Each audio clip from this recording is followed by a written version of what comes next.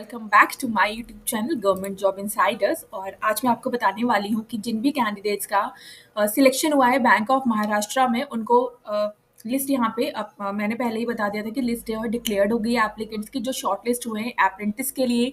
अब आगे का क्या प्रोसीजर रहेगा उसको हम एक बार देख लेते हैं, ठीक है, क्योंकि यहाँ पे लिस्ट तो आ चुकी है और ये लिस्ट आप डाउनलोड कर सकते हो। ठीक है, यहाँ पे लिस्ट ऑफ एप्लीकेंट्स है, कौन से स्टेट से कौन सिलेक्ट हुआ है, आपका नाम और आपका रोल नंबर वहाँ पे मेंशन्ड है। फाइन। और क्या क्या डॉक्यूमेंट्स लेकर जाने हैं, कितने स्टाइफंड आपको मिलेगा, क्या ड्यूरेशन रहेगा, थोड़ी सी चर्चा हम उस बात पे कर लेते हैं। अगर इसके बाद भी कोई प्रॉब्लम है, कोई इश्यू है, तो just write me in the comment box. Fine. तो यहाँ पे इसका नोटिफिकेशन है, तो आपको पता है यहाँ पे पोस्ट तो 600 है। ठीक है, क्वालिफिकेशन के हिसाब से जो कैंडिडेट सिलेक्ट हुए होंगे वो शॉर्टलिस्ट हो चुके हैं। कितनी ड्यूरेशन की होगी ये ट्रेनिंग आपकी? ये 1 ईयर की ट्रेनिंग होगी। ठीक है, इसमें आपको स्टाइफंड कितना दिया जाएगा? तो यहाँ पे क्लियरली मेंशन्ड है 9,000 पर मंथ स्टाइफंड दिया जाएगा। और जो अप्रेंटिस है वो और किसी अलाउंसेस और बेनिफिट के लिए एप्लीकेबल नहीं है। फाइन। तो you will get 9,000 per month. ठीक है, इसके अलावा आपको कोई भी बेनिफिट्स या अलाउंसेस नहीं दिए जाएंगे। क्यों नहीं दिए जाएंगे? Because this is not a job, this is a 1 year training दी जाएगी आपको, जहाँ पे जो बैंक से रिलेटेड जो भी काम होता है आपको वहाँ पे सिखाया जाएगा। मैं पहले ही बताती हूँ, अप्रेंटिस होती है, कोई भी जॉब नहीं है। अप्रेंटिस में आपको 1 ईयर के बाद यहाँ से निकाल देंगे। फाइन। बट ये है कि अगर आप अभी कुछ नहीं कर रहे हो फिलहाल, और if you have a time, तो आप कर सकते हो, जिससे कि आप अवेयर हो जाओ कि मार्केट में चल क्या रहा है। क्योंकि हमारे जो एजुकेशन सिस्टम है ना, वो बिल्कुल डिग्री बेस्ड है। बट आने वाले टाइम में बिल्कुल डिग्री आपके काम नहीं आने वाली है अगर आपके पास स्किल्स नहीं है तो सबसे अच्छा तो ये है कि आप अपने ग्रेजुएशन के टाइम में ना खुद को अपग्रेड करें, ऐसे स्किल्स ऐड करें अपने रिज्यूमे में जो कंपनीज में नीड है। फाइन। किसी ने कोई मतलब कोई अगर गवर्नमेंट जॉब की प्रिपरेशन कर रहा है, that to well in good, but आपको अपने आप को अपग्रेड करना बहुत ज़रूरी है। आज के टाइम में एआई है, इतने सारे टूल्स हैं, इतने सारे सर्टिफाइड कोर्सेज हैं जो 6 मंथ्स में, 3 मंथ्स में, वो सारी चीज़ें जो है आपको अपने रिज्यूमे में ऐड करनी है। फाइन, वो सारी चीज़ें इंपॉर्टेंट होती हैं, क्योंकि जब भी हम किसी ऑर्गेनाइजेशन में वर्क करते हैं ना, वहाँ थियोरेटिकल, वहाँ थ्योरी कुछ भी काम नहीं आने वाली होती है।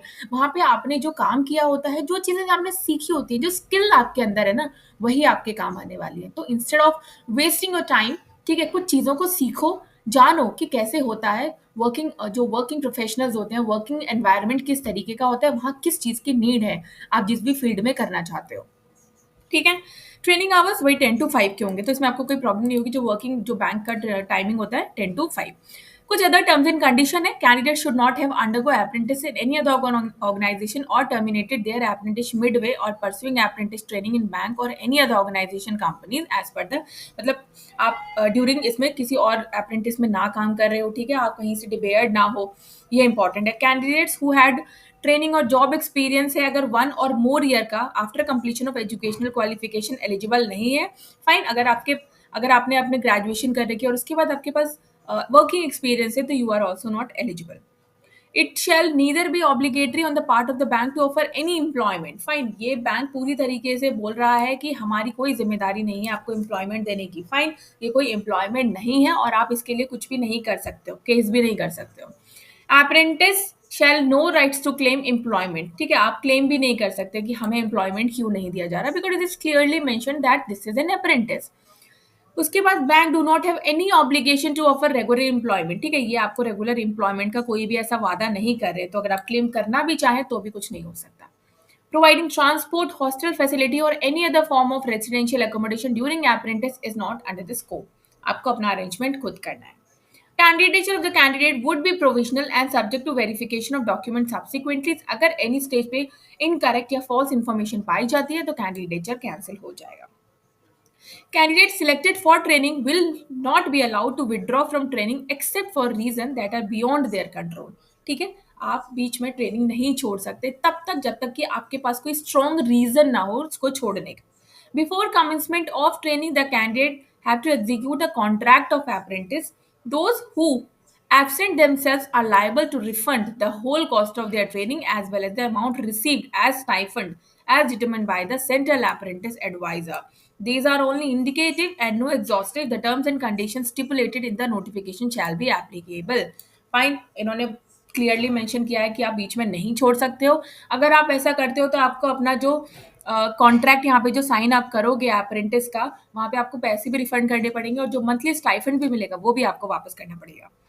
During the apprentice period, the selected apprentice will be governed by Apprentice Act and applicable commensurate policies जो भी बैंक की policies होती है।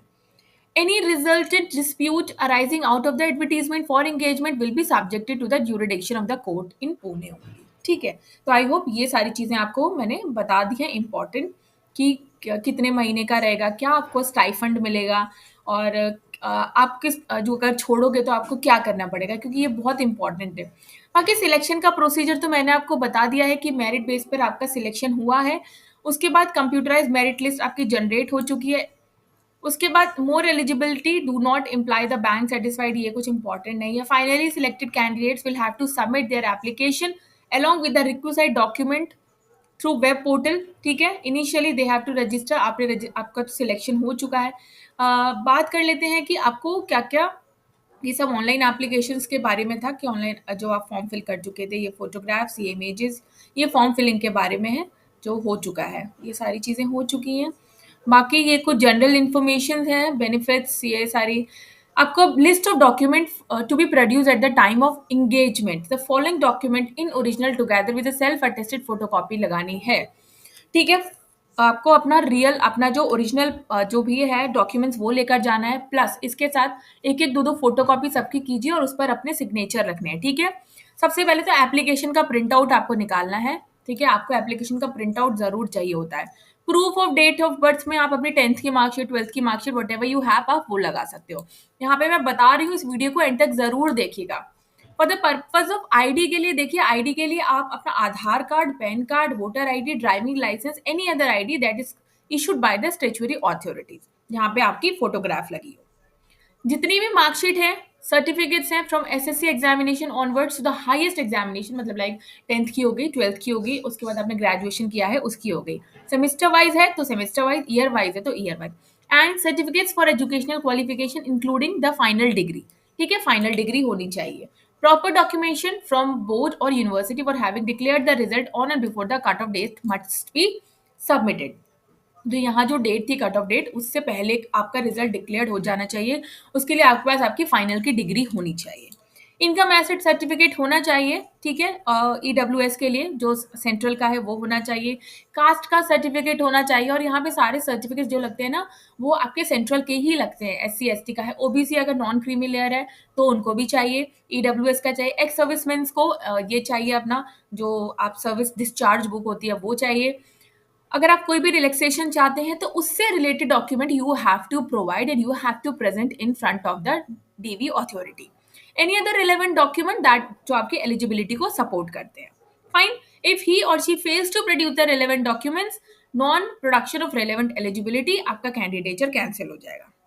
बाकी जो सिलेक्ट हुए हैं कैंडिडेट, वो अब उनको जो है अपना एडमिट कार्ड और बाकी का अब डीवी कहाँ होगा वो उनको उनके मेल पर मिल गया होगा, या फिर उनको मेल पर मिल जाएगा। अगर किसी भी कैंडिडेट को मेल आ गया है बैंक ऑफ महाराष्ट्र से, what are the documents required और कहाँ पर जाना है सेंटर, तो प्लीज़ आप मेरे यूट्यूब पर जो मेल आई डी है आप वहाँ पर मुझे मेल कर सकते हैं, so that I can make the video, जो और अदर ऑल जो कैंडिडेट्स हैं जो सिलेक्ट हुए हैं उनको भी इसके बारे में पता चल जाए।